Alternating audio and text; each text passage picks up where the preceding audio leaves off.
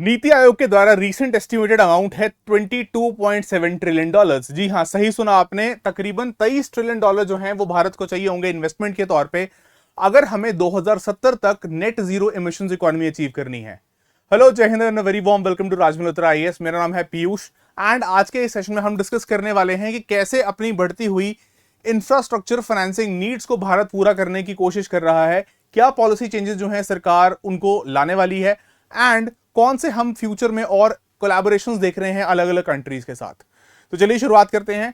देखिए, $22.7 trillion amount जो है एक अच्छा खासा बड़ा अमाउंट होता है। ये एस्टिमेट्स हैं नीति आयोग के द्वारा दिए गए कि अगर हमें 2070 तक नेट एमिशंस अपने जीरो करने हैं तो इसमें चैलेंजिंग अमाउंट जो है मेजरली वो है अराउंड $6.5 ट्रिलियन, जो कहा जा रहा है अभी के एस्टिमेट्स के अकॉर्डिंगली कि ये अनफंडेड रह सकता है।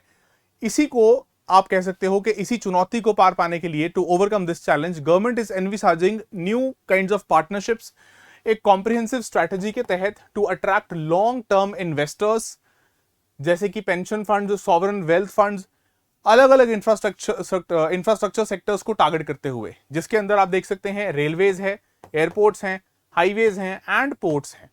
अब इसमें आप अगर ध्यान दें कि जापान का जो हमारे साथ जापान इंडिया फंड है, उस वो एक मॉडल फंड की तरह यहां पे सरकार सोच रही है कि बाकियों के साथ, बाकी कंट्रीज के साथ जो है क्रिएट किया जा सकता है, यानी कि अट्रैक्टिंग ग्लोबल इन्वेस्टर्स। आउटरीच कहां कहां? Australia, Canada, European Union, UAE, Saudi Arabia and Norway. इन अलग अलग कंट्रीज के साथ हम आउटरीच अपनी प्लान कर रहे हैं। स्ट्रैटेजी इनेबलर्स जो सोच रही है सरकार कि देखिए, एक तो हमें जो भी हमारे पॉलिसी लेवल पे हिकअप्स हैं, पॉलिसी लेवल पे जो भी अड़चने हैं, जो भी बॉटल नेक्स हैं, उनको हमें रिमूव करना पड़ेगा।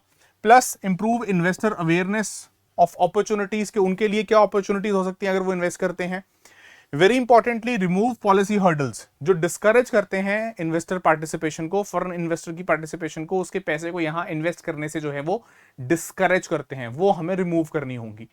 And further facilitate project execution. तो ये सारे स्ट्रैटेजी इनेबलर्स जो हैं वो इस कॉम्प्रिहेंसिव स्ट्रैटेजी का एक पार्ट है।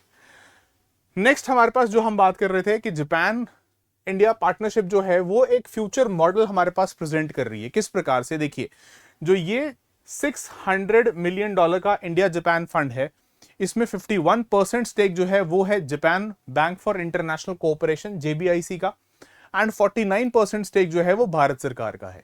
और इसी प्रोपोर्शन में आप कह सकते हैं कि इन्वेस्टमेंट्स जो हैं वो भी शेयर कर रहे हैं दोनों कंट्रीज।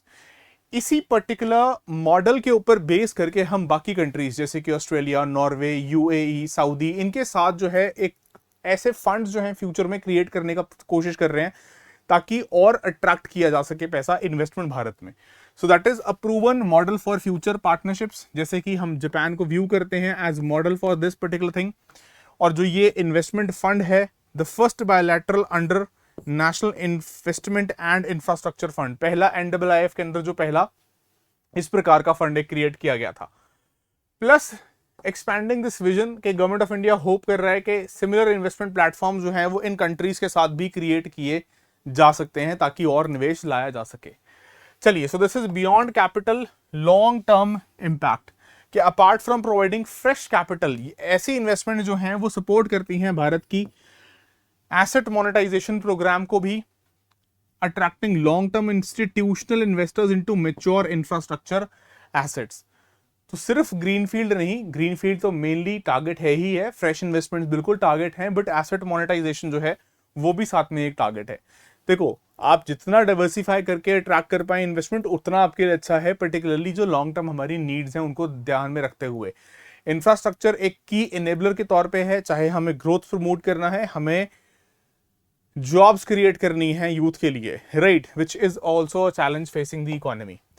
चलिए, so how to make India a more attractive investment destination, क्योंकि सवाल अब क्या आता है, नेक्स्ट जो लॉजिकल क्वेश्चन उठता है कि ठीक है, आपने एक ये फ्यूचर एक जापान बेस्ड मॉडल जो है, आपने जापान के साथ जो हमारी कोलैबोरेशन है वो आपने मॉडल तो प्रेजेंट कर दिया, लेकिन और क्या किया जाए? तो देखिए, इसमें मेजरली 2-3 बातें निकल के आती हैं जो आपको मेंस में भी हेल्प कर सकती हैं। कि रिमूव बैरियर्स, बिल्ड कॉन्फिडेंस, जो भी रेगुलेटरी बॉटलनेक्स है उनको एड्रेस किया जाए। इन्वेस्टर अवेयरनेस क्रिएट की जाए कि भारत में इन्वेस्ट करने की क्या अपॉर्चुनिटीज हैं, क्या रिटर्न्स एक्सपेक्ट कर सकते हैं वो। Identify and remove policy hurdles जो डिस्करेज करती हैं फॉरेन पार्टिसिपेशन को। Then create a seamless investor experience, यानी कि डेडिकेटेड जो है आप कोऑर्डिनेशन मैकेनिज्म्स जो हैं डेवलप करें, सिंगल विंडो वर्किंग ग्रुप्स जो हैं उनको क्रिएट करें, ताकि इन्वेस्टर जो है उसको पिलर टू पोस्ट, यानी कि अलग अलग डिपार्टमेंट्स, अलग अलग मंत्रालयों के साथ कोऑर्डिनेशन खुद से सुनिश्चित ना उसको करना पड़े, उसमें जो है उसका वक्त ज़ाया ना हो। Rather you are providing that single window working group, engage कर रहा है जो ग्लोबल इन्वेस्टर्स के साथ at the very outset, provide कर रहा है end to end support from the start to the very end, and facilitate faster project execution. देखो इन्वेस्टर को दिखता है कि अगर प्रोजेक्ट जो है वो जल्दी एग्जीक्यूशन में जा रहा है तो उसके रिटर्न्स जो हैं उसको प्रॉमिसिंग दिखते हैं, उसको दिखता है कि उसका पैसा जो है वो डूबने वाला नहीं है, या उसके पैसे के ऊपर कोई रिस्क उसको खास दिखाई नहीं देता है। That increases the confidence of the investor to further bring investment, right? So one window, one point of contact, faster decision making and smoother execution will help in building that kind of confidence and building investor experience इस तौर पे। Third, actively pitch and globally compete, कि actively उसको आप pitch कीजिए, globally compete कीजिए investment के लिए, अलग अलग अपॉर्चुनिटीज में। हाईवे एसेट मोनेटाइजेशन प्रोजेक्ट्स ऐसे हो सकते हैं टू ग्लोबल इन्वेस्टर्स इन की फाइनेंशियल सेंटर्स, जैसे हम बोल सकते हैं लंदन। क्या आप मेजर जो फाइनेंशियल हब्स हैं दुनिया के, जहां पे ऐसे ग्लोबल इन्वेस्टर्स जो हैं they are looking for opportunities to invest, वहां पे आप definitely you can actively pitch. So global outreach, stronger pipeline, more investment, greater growth to the economy and the overall GDP of the country. Then further how to go about fine tuning the policies, कि देखिए अब इसमें recently हमारे पास कुछ examples उभर के आ रहे हैं जहां पे मॉर्थ यानी कि ministry of road transport and highway का पर्टिकुलर पॉलिसी रिफाइनमेंट जो है वो इंपॉर्टेंट है। Ministry of road transport highway ने क्या किया, जो रिक्वेस्ट फॉर प्रपोजल नॉर्म्स हैं उनके अंदर एक बदलाव करते हुए पार्टिसिपेशन जो है उसको और ब्रॉड करने के लिए जो है पॉलिसी में चेंज लेके आए।